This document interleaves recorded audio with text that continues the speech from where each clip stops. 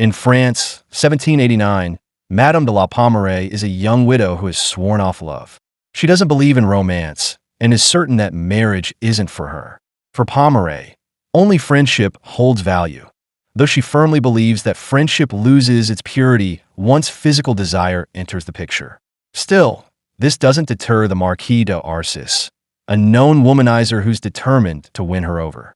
He takes up residence at her estate, insisting he truly loves her and that she's different from the many women he's charmed before.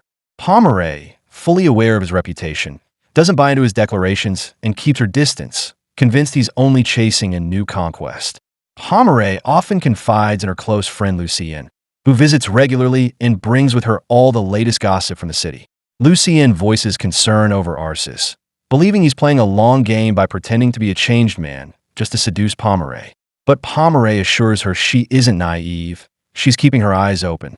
Despite her reservations, the more time Pommeraye spends with Arcis, the more she begins to enjoy his company, especially the depth of his philosophical conversations. Eventually, one afternoon, she lets her guard down and accepts his romantic advances. They become a couple and live happily together on her estate. When Lucienne visits again, she's visibly uneasy about the relationship, but chooses not to say anything out of respect for her friend's happiness. Pommeraye, however, still wants to know what society thinks. Lucienne shares that people are betting on how long the relationship will last before it falls apart. During the same visit, Lucienne tells her about a woman named Madame de Jonquières, who was deceived by a duke into a sham marriage. Now destitute, Madame de Jonquières and her illegitimate teenage daughter have been forced into a bawdy house to survive. 2 years pass with Pommeraye and Arcis living together happily, though they never marry, despite Pommeraye bringing up the idea from time to time. Then one day, Arcis informs her he needs to go to Paris for a few days to handle important matters.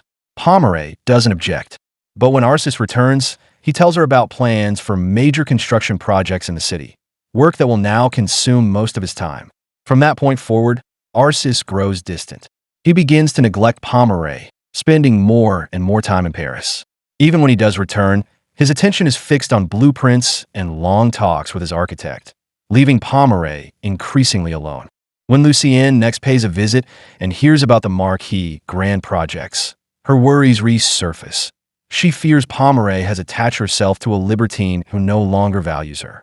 Pommeraye insists all is well, yet when Lucienne apologizes for ever doubting the relationship, guilt forces Pommeraye to admit that Arcis has, in fact, been neglecting her. Lucienne is not shocked. She remarks that passion often cools with time, but she offers a crucial piece of advice. If Pommeraye truly seeks answers, she must speak to Arcis directly. That evening, Pommeraye approaches the Marquis and, with measured calm, says she feels their love and ardor have faded. She fully expects him to comfort her and blame a passing rough patch. Instead, the plan backfires. Arcis agrees. He confesses he has sensed the same chill for some time and has simply been afraid to address it. His solution, he says, is to return to being just friends. Pommeraye gives a brave-sounding assent, then retreats to Lucienne's arms, heartbroken. Loneliness soon turns her sorrow into bitterness, and she resolves to take revenge with a meticulous scheme. Recalling Lucienne's tale, she dispatches servants to fetch Madame de Jonquières and her strikingly lovely daughter, Mademoiselle de Jonquières. Pommeraye promises generous reward if they will aid her in punishing Arcis, and they agree. First, she removes them from the bawdy house, rents them a respectable apartment, outfits them in elegant attire fit for nobility, and allows a few months for them to perfect the pose. When the time is ripe, Pommeraye strolls with Arcis through the park, just as the Jonquières ladies, dressed in sober black like devout Catholics, pass by. Feigning surprise at the encounter, Pommeraye invites them to join the walk. She converses with the mother, while the daughter glides silently beside Arcis, who cannot keep his gaze from her. Presently, the Jonquières excuse themselves from Massachusetts. Once they're out of sight, Arcis immediately asks about them, proof he has taken the bait.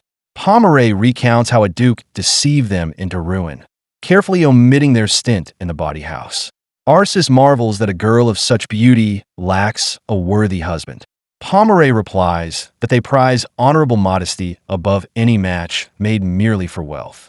Forbidden fruit now lodged firmly in his mind, Arcis spends the next days scouring the park, even stopping random women in hope of finding the pair, and neglects his business plans altogether. At last, frantic, he begs Pomeray to invite the Jonquières to dinner. She coolly claims she has tried, only to be politely refused. Unwilling to give up, Arcis confesses to Pomeray that he and Mademoiselle de Jonquières exchanged a few meaningful glances during their walk in the park, that in those silent moments, something passed between them. Pomeray acts skeptical, dismissing it as a fantasy. She reminds him that women as devout as the Jonquières would never look twice a man like him. This only intensifies Arcis' desire. What he cannot have becomes all the more tantalizing. Later, Pomeray shares her continued success with Lucien. She's smug about how Arcis now visits her daily, begging for any news about the Jonquières. But Lucien begins to worry, warning that this has gone too far. Pomeray is allowing heartbreak to consume her through manipulation and cruelty. Meanwhile, Arcis tries to distract himself by inviting former lovers to his home, but it's no use. He can't focus on any of them. His mind is overwhelmed by thoughts of Mademoiselle de Jonquières. Weeks go by, and Arcis isolates himself, sunk in melancholy. When Pomeray finally visits him, he pleads with her to at least obtain a portrait of the young woman, something more tangible than a fading memory. Feigning sympathy, Pomeray agrees and arranges a dinner with both Jonquières' women and Arcis.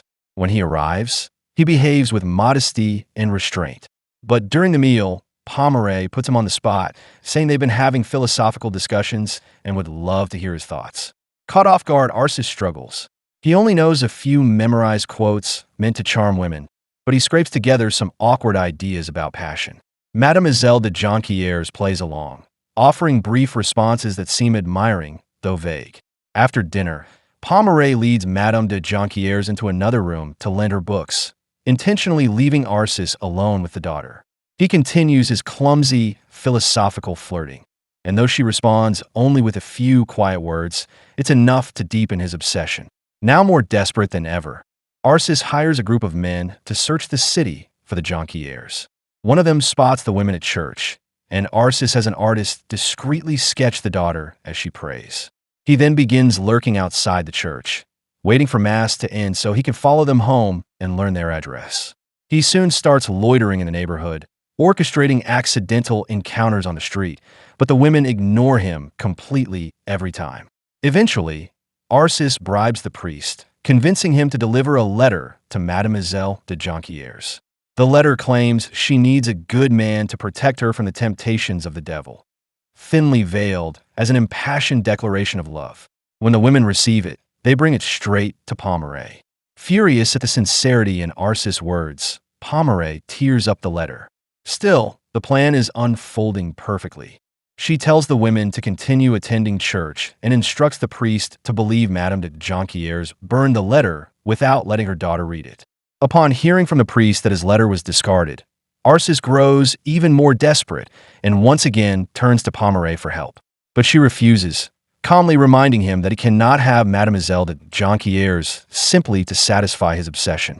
Her refusal only stokes the flames of his longing. Determined to win the women over, Arcis decides to pay them a visit himself, under the pretense of apologizing for the inappropriate letter. He arrives bearing two offerings, an envelope full of money and a diamond necklace. Madame de Jonquières is tempted to accept the gift, believing it could drastically improve her and her daughter's financial situation. But when she brings the necklace to Pomeray, Pomeray sternly orders her to reject it, assuring her that they can still get even more if they wait. Pomeray then dictates a harsh letter for Madame de Jonquières to sign, one she later delivers to Arcis in their name. The letter expresses indignation at his gesture and accuses him of inappropriate persistence. Arcis, heartbroken, gets on his knees and begs Pomeray for forgiveness and help, but she refuses once more. Still not giving up, Arcis returns to the Jonquières household with a grander offer: more money, the promise of 2 houses, and an entire set of diamond jewelry. Madame de Jonquières, overwhelmed and in tears, pleads with Pomeray to let them accept such generosity. But Pomeray stands firm. She demands another letter of rejection, insisting the reward ahead will be far greater. Madame de Jonquières, though struggling to understand how, does as she's told. After Arcis receives the second letter, which utterly crushes him, Pomeray meets again with Lucien. Lucien is disturbed, believing that Pomeray is pushing Arcis to the edge of madness. But Pomeray insists she's not finished yet. 3 weeks later, a shattered and worn-down Arcis comes to Pomeray with one final plea. He declares he is ready to marry Mademoiselle de Jonquières, if that's what it takes. He begs Pomeray to arrange the negotiations. Pretending to be surprised and concerned, Pomeray points out how uncharacteristic this is of him, since he's never expressed interest in marriage before. But Arcis is resolute. The scheme has worked. Arcis and Mademoiselle de Jonquières become engaged. Madame de Jonquières is ecstatic, convinced that Pomeray was right all along. That patience yielded the ultimate reward. The daughter, however, is uneasy. She feels guilty about marrying a man who has no idea about her true past. But she knows she can't back out now without risking everything. Despite her reservations, the wedding goes ahead without a hitch. After the wedding ceremony, Madame de Jonquières discreetly gives her daughter a small bottle filled with blood, instructing her to use it on the sheets so Arcis will believe she's a virgin. The gesture overwhelms Mademoiselle de Jonquières with guilt, bringing her to tears. She fears that all of this may be divine punishment for pretending to be devout while once working as a courtesan and stepping into churches under false pretenses. That night, during their wedding evening, Arcis quickly notices how tense and withdrawn his new wife is. Believing she's simply afraid of her first experience, he gently assures her that he's willing to wait until she feels ready. Not long afterward, Pomeray invites Arcis and the Jonquières for a carriage ride, supposedly through the park. But instead, she has the driver take them to the local bawdy house. There, Pomeray reveals the truth. Both his wife and mother-in-law once worked there as courtesans.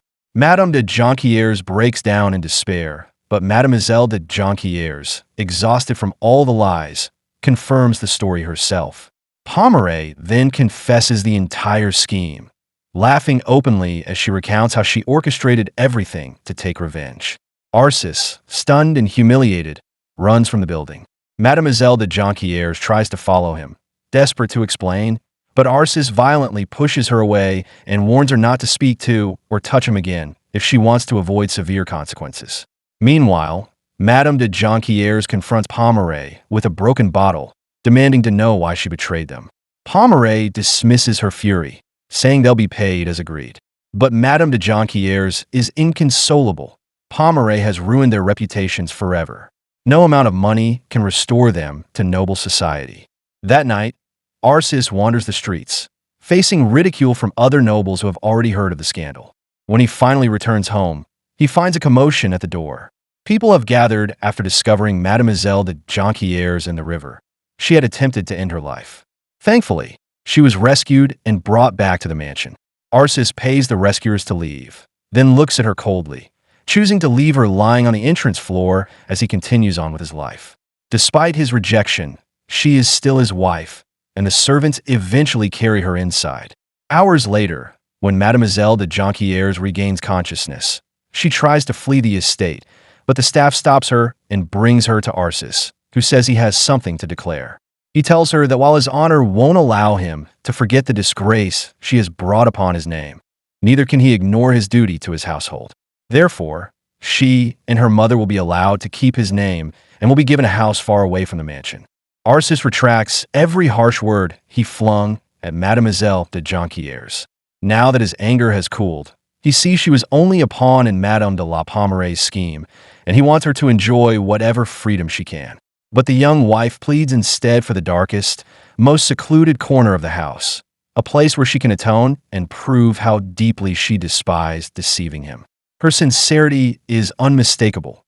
Moved, Arcis forgives her completely and decides she will remain his wife. A few days later, Lucien is in town when she spots Arcis and Mademoiselle de Jonquières preparing to depart. Arcis explains they are withdrawing to the countryside until the scandal's chatter dies away. In turn, Lucien solemnly vows she had no hand in Pomeray's ruse. Arcis accepts her word, then asks her to tell Pomeray that, ironically, he is grateful for the trick. It led him to the woman he now cherishes. Lucien soon visits Pomeray and recounts the latest city gossip, mentioning that she crossed paths with Arsis. Yet she withholds his message and claims she saw him alone. Pomeray replies that, even if Arsis were accompanied, she would not care. She insists she is at peace. But the strain in her expression betrays the lingering hurt she refuses to admit.